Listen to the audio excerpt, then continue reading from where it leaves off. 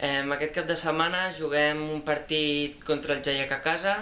que és un partit per agafar molta confiança i continuar amb la dinàmica que portàvem, ja que venim de jugar un partit molt complicat contra el Bordils i els partits de casa hem d'augmentar intensitat i hem de seguir igual que estàvem abans.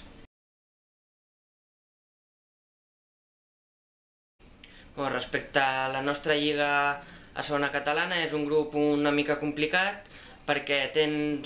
pots tenir uns resultats molt bons com uns resultats molt dolents, ja que són equips molt competitius i que hi ha molta igualtat entre tots.